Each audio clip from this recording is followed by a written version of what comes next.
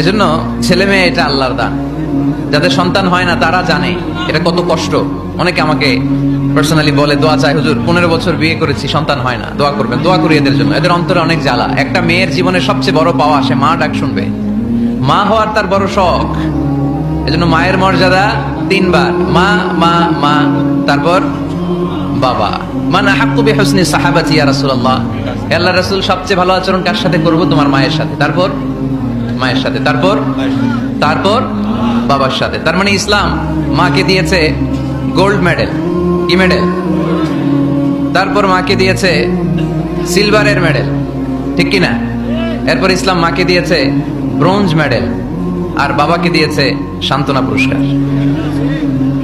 3 বার যদি মা হয়, মানে মা মা মা, তারপরে বাবা, তাহলে ইসলাম মাকে কি মেডেল দিল? গোল্ড মেডেল, স্বর্ণ পদক। তারপর মাকে দিল রৌপ্য পদক, তারপর মাকে দিল ব্রোঞ্জ পদক, বাবাকে দিল সান্ত্বনা পুরস্কার, একটা কলম। তারপর আমরা খুশি। কি বলেন? ও গো মা, তুমি এই ধরনের শ্রেষ্ঠ নেয়ামত, তোমারই পদ তলে রয়েছে জান্নাত। ও গো মা, তুমি এই ধরনের শ্রেষ্ঠ নেয়ামত, তোমারই পদ তলে রয়েছে জান্নাত, ঠিক কিনা?